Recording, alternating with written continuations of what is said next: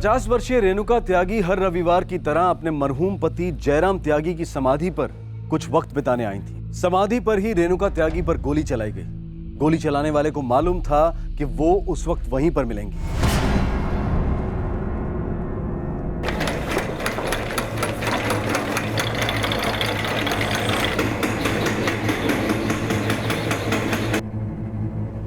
जी doctor Sinha, victim की condition कैसी है? सर, हॉस्पिटल पहुंचने से पहले विक्टिम की डेथ हो चुकी थी।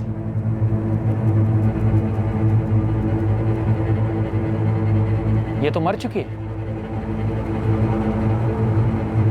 डिसीज का नाम रेणुका त्यागी था और जो 2 लोग उन्हें यहां लाए थे वो इस वक्त हॉस्पिटल में ही है। शायद विक्टिम के रिश्तेदार हैं। सर, सिविल हॉस्पिटल से फोन आया था। रेणुका त्यागी नाम की औरत पे किसी ने गोली चला दी। हॉस्पिटल पहुंचने से पहले उसकी मौत हो चुकी थी। कुछ पता चला गोली कहाँ चलाई गई? सर, वो अपने पति की समाधि पे फूल चढ़ाने के लिए कुसारगंज आई हुई। वैसे रहने वाली मेरठ की थी। चलो सिविल हॉस्पिटल।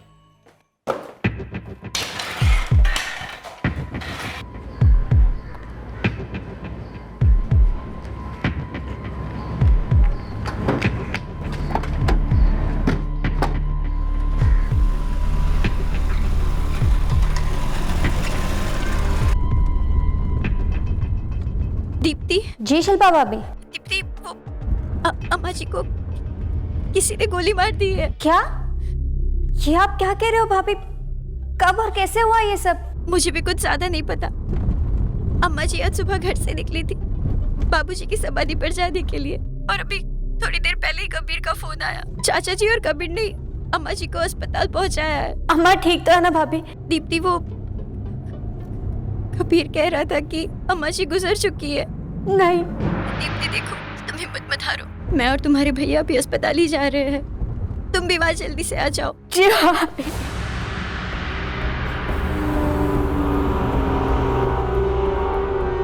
गोली काफी नजदीक से चलाई गई, पॉइंट ब्लैंक रेंज से। हालांकि बुलेट मिली नहीं, सिर को चीर के निकल गई होगी। इनके रिश्तेदार कहाँ हैं? हमारा नाम कबीर है साहब। हम अपने खेत में काम कर रहे थे कि तभी गजराज मिश्रा हमारे पास दौड़ते हाँफते हुआ है। भाई काम जल्दी करो, रात को पानी आएगा और खाद डाल दिया उसके बाद।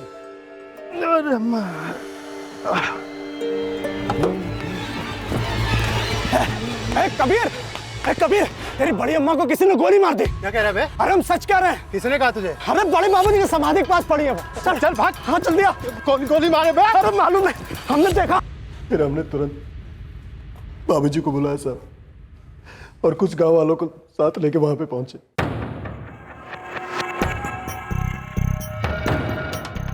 भाभी, भाभी, बड़ी अम्मी, बड़ी अम्मी, बाबूजी। हाँ, बड़ी अम्मा जिंदा बाबूजी, अभी तक सांसें चल रही है। अच्छा चलो जल्दी से भाभी को उठाओ उठाओ उठाओ भाई, जरा मदद करो। चलो, उठाओ। जितना जल्दी हो सका साहब, हम बड़ी अम्मा को लेके यहाँ पे आ गए।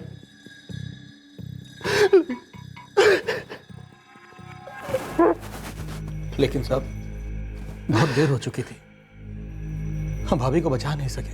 इनका कोई बेटा या बेटी? जी हाँ, बड़ा बेटा अजय और बेटी दीप्ति। अजय भैया को हमने खबर कर दिया साहब, और शिल्पा भाभी को लेके घर से निकल चुके। उन लोगों ने दीप्ति को भी बता दिया, वो भी आती है उनसे।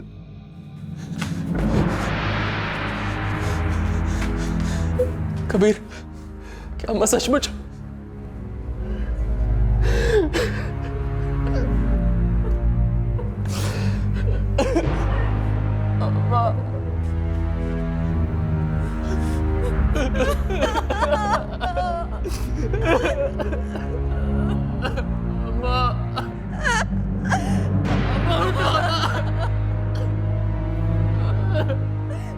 रेणुका त्यागी हर रविवार को अपने घर से खुद ड्राइव करके कुसारगंज आती थी, जहां उन्होंने अपने पति की समाधि बनवाई थी, जिनका 10 साल पहले देहांत हो गया था। और अपने पति की समाधि के पास आकर बैठना उन्हें अच्छा लगता था। हर रविवार की तरह अम्मा जी बाबूजी की समाधि पर जाने के लिए घर से सुबह निकली थी।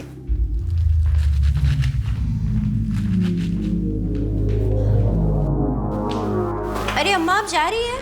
हाँ बेटा। अम्मा अम्मा, पिछली बार आपने आने में बहुत देर कर दी थी। इस बार आप दोपहर के खाने के लिए टाइम से आ जाइएगा। हाँ आएंगे ना पक्का? हाँ। अगर आपको देर हो रही है तो फिर मैं आपके लिए डब्बा बांध देती हूँ, आप वहीं पे खा लेना। नहीं बेटा, इसकी कोई ज़रूरत नहीं, मैं खाने के टाइम पे आ जाऊँ। ठीक है, संभाल के जाना।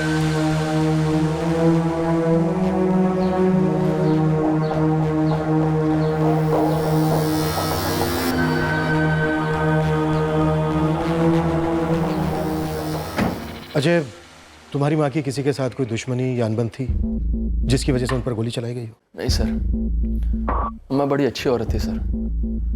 पिछले 25 साल से पीडब्ल्यूडी में हेड क्लर्क थी। किसी से कोई अनबन नहीं थी सर। पीडब्ल्यूडी ऑफिस में काम को लेकर किसी के साथ कोई अनबन?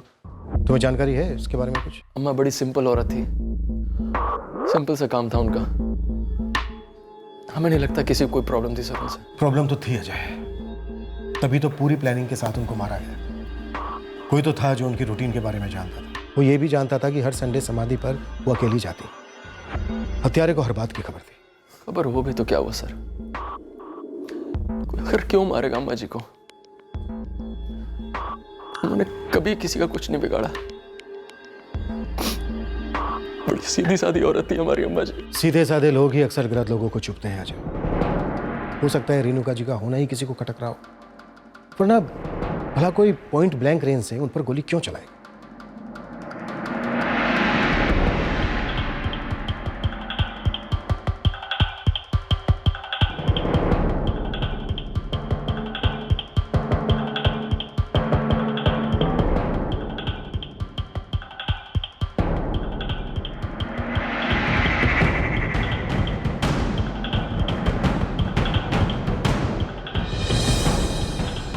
सर, बुलेट मिल गई।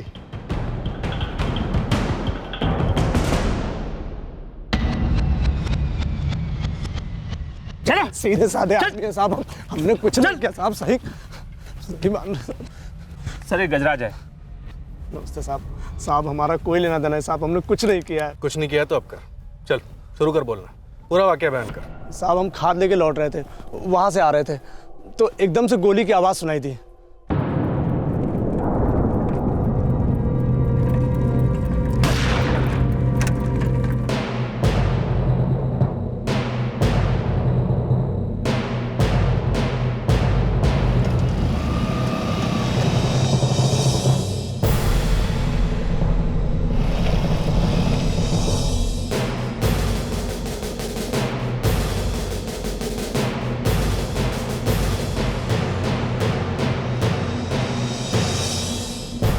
साहब, हम रेणुका जी को पहले से जानते थे।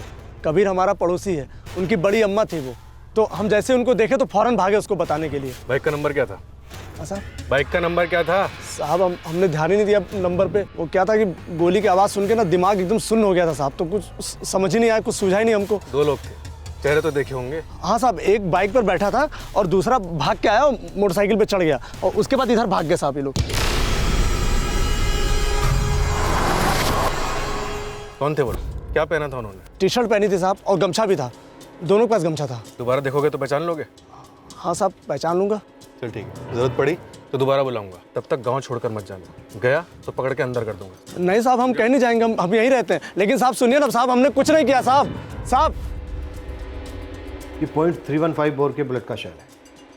ये ज्यादातर राइफल और कट्टे में इस्तेमाल किया जाता है। सर, लेकिन जब हमने गजराज से पूछताछ की तो उसने किसी राइफल का जिक्र नहीं किया, मतलब कट्टे का इस्तेमाल हुआ। लगता है पेशेवर खूनी थे, जरूर किसी ने सुपारी दी होगी सर।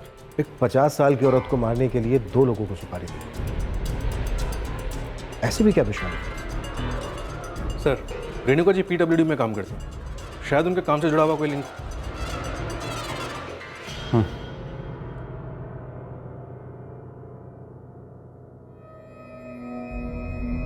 पुलिस का कहना है कि अम्मा जी को मारने के लिए किसी ने सुपारी दी थी। लेकिन बड़ी अम्मा को मार के किसी को क्या मिलेगा? इस बात में कोई शक नहीं था कि दोनों पेशेवर हत्यारे रेणुका त्यागी की हत्या के इरादे से ही वहां पर आए थे। लेकिन ये हत्यारे थे कौन, किसने उन्हें भेजा था, और रेणुका त्यागी की हत्या के पीछे आखिर वजह क्या थी?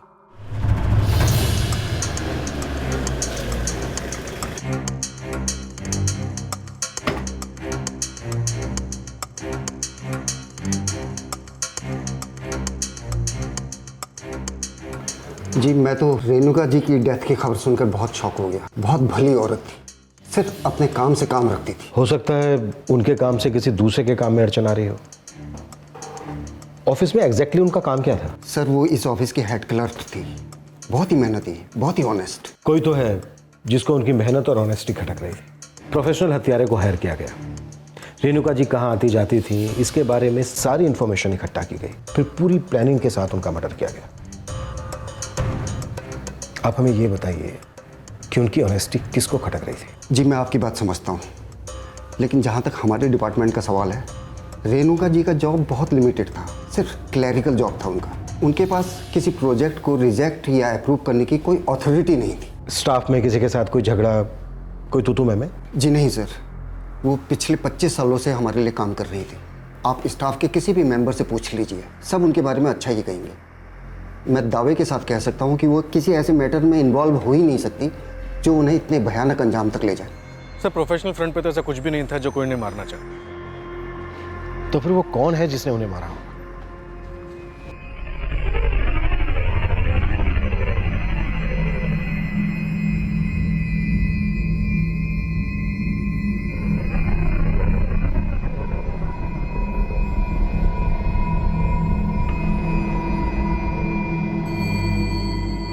अब कट्टा तो साहब आपको भी मालूम है कि आजकल रद्दी के भाव में मिलते हैं, और आजकल छोटे मोटे डीलर्स इतने हो चुके कि ये बताना मुश्किल है कि किसने कट्टा किससे लिया होगा। हो सकता है कुसारगंज या उसके आसपास के इलाके से कट्टा खरीदा गया हो। उसकी छानबीन तो अभी चालू है सर, और आप बता रहे थे कि किसी ने पंटरों को भागते हुए देखा था। ये हत्यारे हिस्ट्री शीटर भी हो सकते हैं।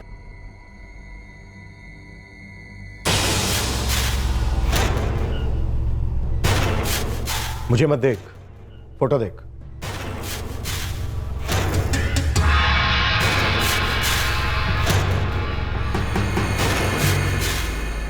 इनमें से है कोई? नहीं साहब।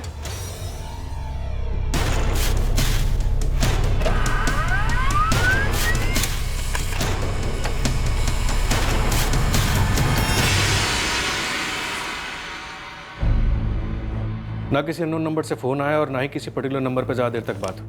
मुझे नहीं लगता कि रेणुका जी को किसी से धमकी मिल रही थी। भला ऐसे ही रेणुका त्यागी को कोई क्यों मारेगा? सर ये भी तो हो सकता है कि टारगेट कोई और हो और गलती से गोली रेणुका जी को लग गई हो। इस बात के चांस बहुत कम है, क्योंकि गोली बहुत ही क्लोज रेंज से चलाई गई है। हाँ लेकिन पीठ पे हो सकता है कातिल चेहरा ना देख पाया हो।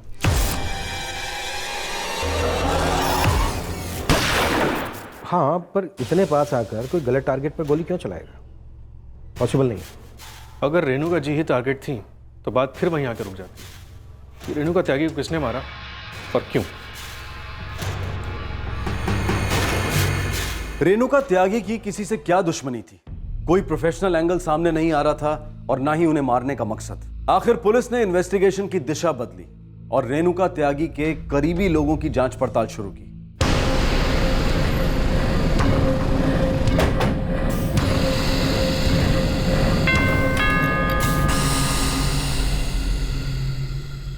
मैं एक प्राइवेट फर्म में सेल्स मैनेजर हूँ। 10 साल पहले पिताजी की डेथ हुई थी। अम्मा को काफ़ी समय लगा था उससे उभरने में। उन्हीं की याद में कुसारगंज के पास एक समाधि बनवाई थी अम्मा ने। वहाँ जाकर काफ़ी बैठती थी। वहाँ जाकर उन्हें लगता था कि बाबूजी आस पास ही हैं। काफ़ी सुकून मिलता था उन्हें। परिवार में किसी के साथ किसी तरह की कोई अनबन? नहीं सर। कबीर आपके सगे चाचा का लड़का है। आपके चाचा राजेंद्र और आपके फादर के बीच जमीन जायदाद को लेकर कोई झगड़ा चल रहा था? जी नहीं सर। अच्छा, संडे सुबह जब रेणुका जी समाधि के लिए निकली तो किसी बात को लेकर परेशान थी?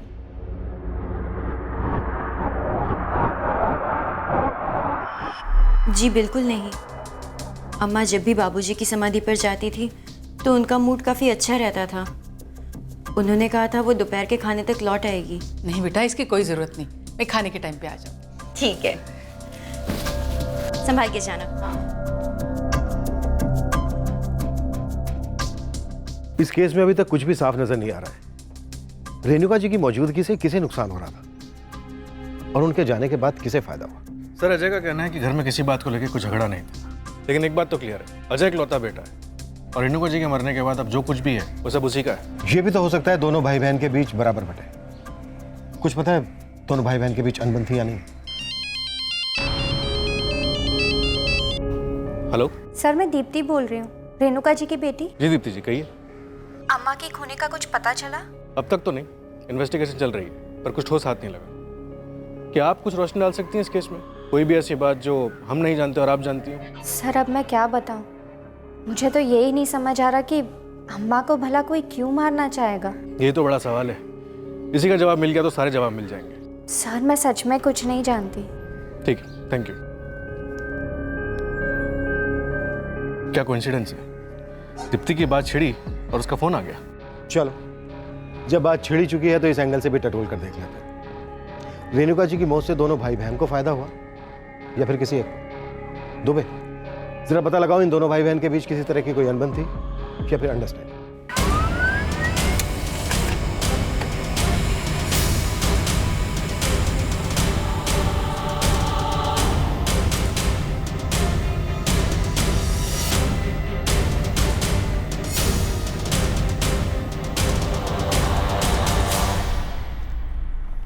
सर, अजय और दीप्ति के फ़ोन रिकॉर्ड में सांठगांठ वाली कोई बात नहीं मिली और ना ही कोई ऐसा नंबर जिससे ये लोग रेगुलर टच में रहते हो।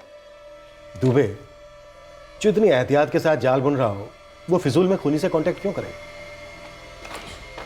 रेणुका त्यागी का हर संडे को समाधि पर जाना, उनका वहां अकेले होना, यह जानने के बाद उसने खूनी से कांटेक्ट किया, क्योंकि मौत का दिन तय था, जगह और वक्त तय था।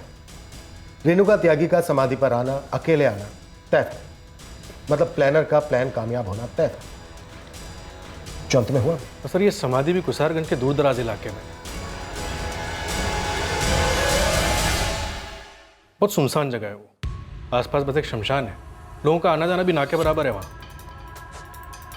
अगर ऐसी बात है तो रेणुका त्यागी के सेल फोन की लास्ट लोकेशन वही हो और शायद कातिल के फोन की। राइट सर, शायद कोई लिंक मिल जाए।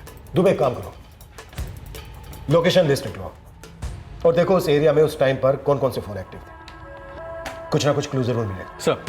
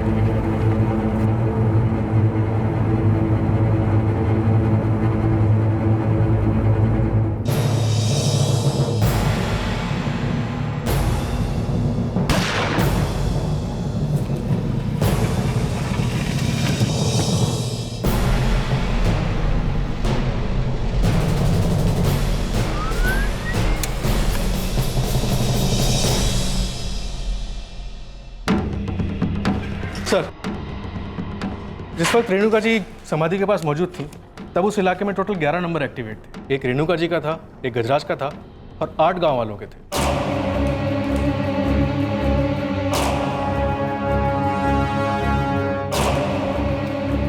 और सर, एक नंबर ऐसा है जो अभी भी स्विच ऑफ जा रहा है। ये किसी सागर चौधरी के नाम पर है और ये कुसारगंज का नहीं है।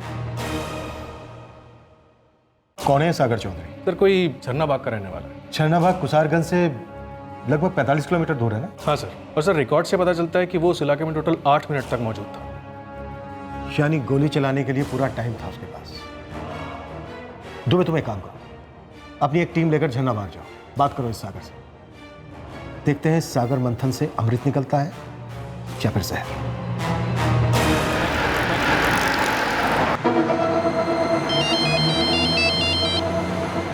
हेलो सर, मैं दीप्ति बोल रही हूँ। अम्मा के खूनी का कुछ पता चला? लगता है इस केस को लेके सबसे ज़्यादा फिक्रमंद आप ही हैं, या फिर हो सकता है ये जानना चाहती हूँ कि हम क्या कर रहे हैं। सर, मेरी माँ थी।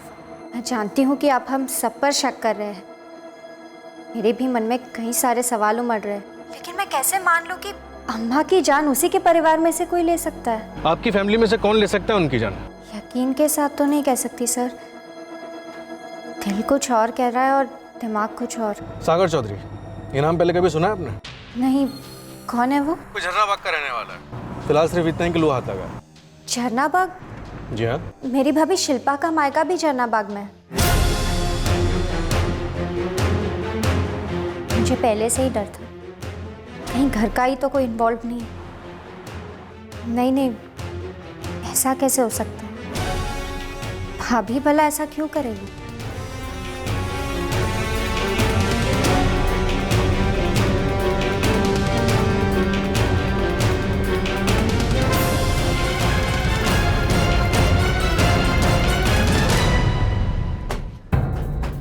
साहब, पूरे 5 दिन हो गए पर वो अब तक घर नहीं आए। उसका फोन भी स्विच ऑफ है।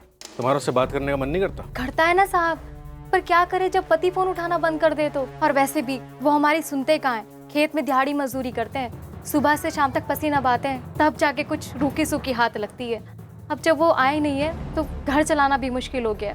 समझ नहीं आ रहा क्या करे, कहाँ जाए। अगर वो आए या फोन करे तो सबसे पहले हमें खबर करना, नहीं तो हमें दोबारा आना पड़ेगा खबर लेने के लिए। जी साहब।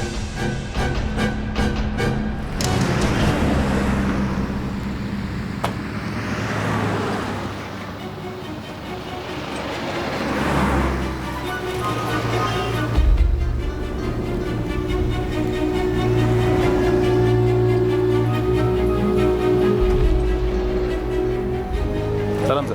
दोनों तीर सही निशाने पे लगाए। ये जो हाईवे के पास वाला लॉज है ना, उसी में छिपकर बैठा है सागर चौधरी। और दूसरा तीर? बिल्कुल सही खबर है वो। ये जो शिल्पा त्यागी है ना, रेणुका जी की बहू,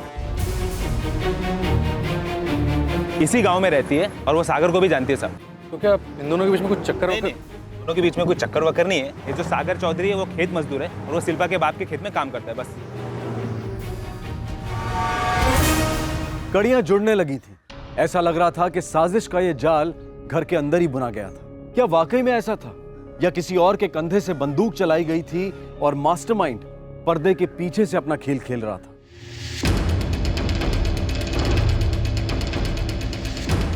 तोड़ दो।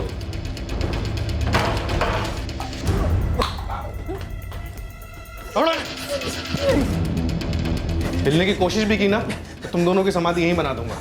ले चलो।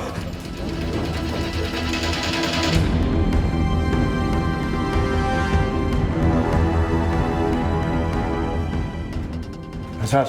जी सर। पहचानो, ये दोनों थे वो?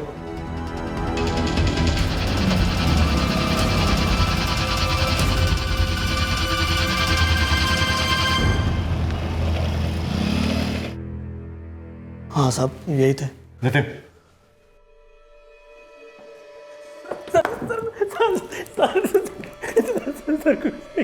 एक सागर, मेरा टाइम बिगाड़ेगा तो तेरी बॉडी का पूरा नक्शा बिगाड़ दूंगा। मैं ये जान चुका हूं कि तूने ही रेणुका त्यागी को मारा है। मुझे अब ये बता, क्यों और किसके कहने पर? बोल। अजय, अजय मैंने कुछ नहीं किया। अजय मैं कसम खाती हूँ मैंने कुछ नहीं किया। अजय प्लीज इन्हें समझाओ। अजय, अजय समझाओ इन्हें।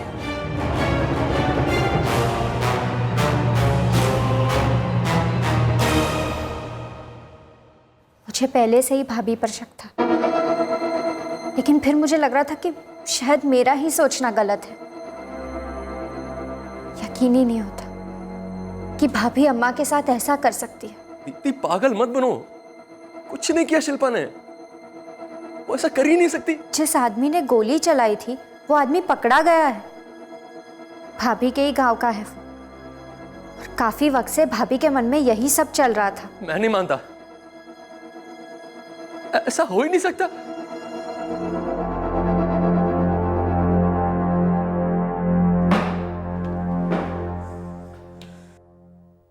आप लोग असली खूनी को पकड़ नहीं पाए, इसलिए हमें फंसा रहे हैं ना।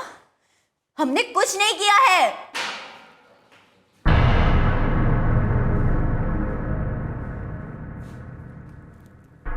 सागर चौधरी ने कबूल किया है कि तुमने ही अपनी सास को मारने के लिए इसे पैसे दिए थे। कुछ याद आया शिल्पा जी? लेकिन हमारे अकेले का काम नहीं है ये, एक और आदमी लगेगा और बंदूक भी खरीदना होगा, खर्चा होगा। कितना? 25 से 30 हजार रुपए। ठीक है, हम इंतज़ाम करते हैं। अगली बार जब हम मायके आएंगे तो तुमसे यहीं पर मिलेंगे। चलते हैं। एक मिनट रुकिए, रहा नहीं जा रहा है इसलिए सोचा पूछ लें, आप अपनी सास को मारना क्यों चाहती हैं? तुमने अपनी सास को क्यों मरवाया?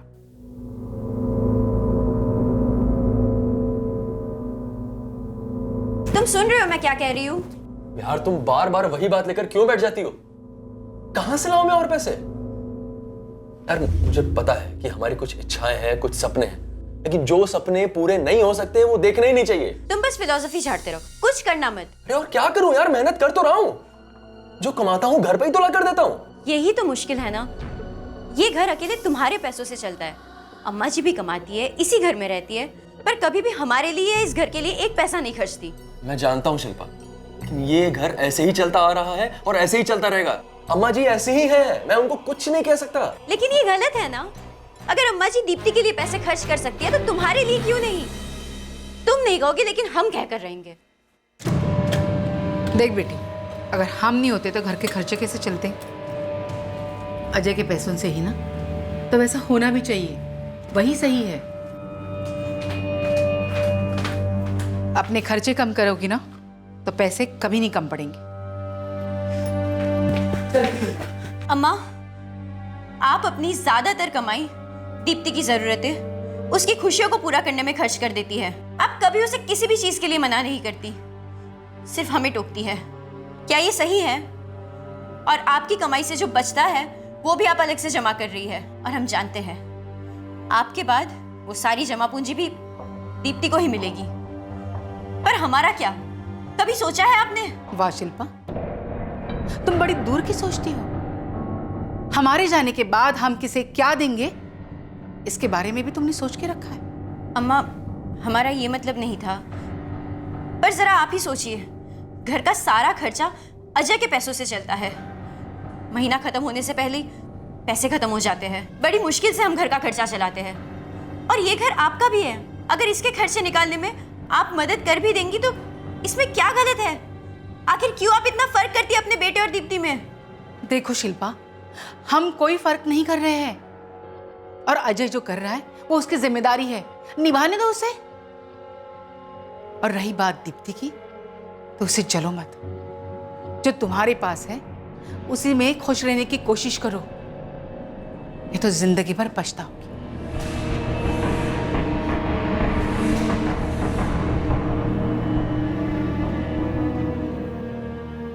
हमें कभी समझ में नहीं आया कि आखिर वो हमारे साथ इतना सौतेला बर्ताव क्यों करती थी। अपने खुद के बेटे के साथ कोई माँ ऐसा कैसे कर सकती है? जब से शादी करके आए यही सब सहते आ रहे थे, पर अब हमारे बर्दाश्त के बाहर हो गया था। हमारी समझ में आ गया था कि वो कभी भी कुछ भी हमें नहीं देने वाली, सब कुछ उनकी बेटी दीप्ति को मिलेगा। हम डर गए थे, शायद वो उस घर को भी हमसे छीनकर अपनी बेटी दीप्ति के नाम कर देगी। हम ऐसा नहीं होने दे सकते थे, इसलिए हमने उन्हें मरवाने की ठान ली। सागर को देने के लिए पैसे कहां से आए तुम्हारे?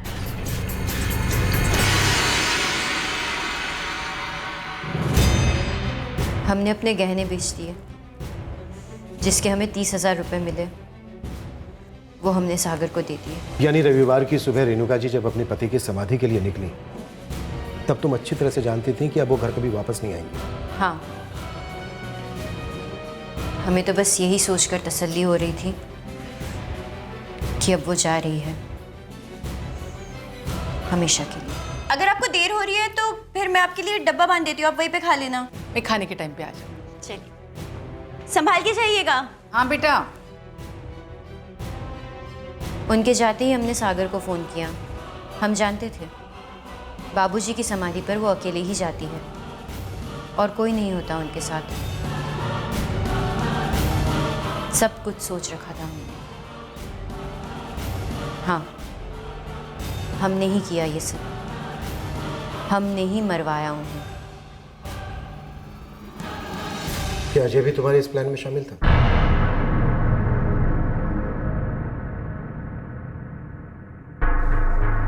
जी नहीं।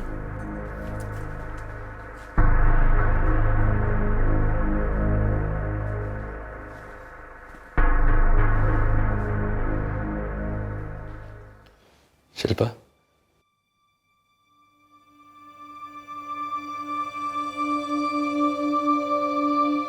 अजय, मैं मानता हूं कि माँ जो करती थी वो सही नहीं था, लेकिन माँ हमेशा से ऐसी थी।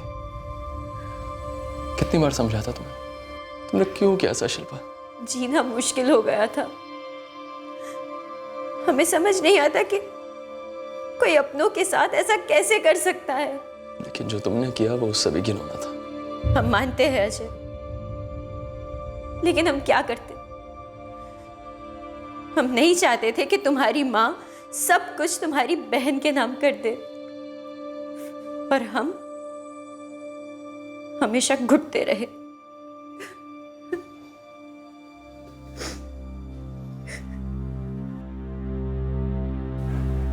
भाभी को अगर डर था कि अम्मा अपना सब कुछ मेरे नाम कर देगी, तो एक बार उन्होंने मुझे बताना तो चाहिए था अम्मा की जान लेकर उन्हें क्या मिला। दीप्ति, क्या तुम्हें सच में ऐसा कभी नहीं लगा कि अम्मा तुम में और हम में फर्क करती थी? तुम्हारी सारी डिमांड्स पूरी हो जाती थी, लेकिन बात जब मेरी या शिल्पा के बारे में हो तो उनका हाथ कभी देने के लिए नहीं उठता था। भैया, वो अम्मा की अपनी मेहनत की कमाई थी, वो जिसे चाहे देती। अम्मा हमेशा हमें नजरअंदाज करती थी, कभी हमारी प्रॉब्लम्स को नहीं समझा। अम्मा तुम्हारी सुनती थी, अगर तुमने उन्हें समझाया होता तो शायद आज ये सब ना होता, पर तुमने भी कुछ नहीं किया। भैया,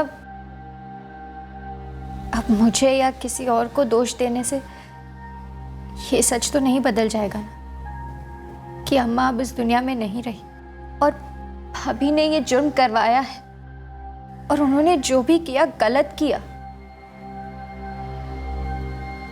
कोई भी दलील इस सच को नहीं बदल सकती।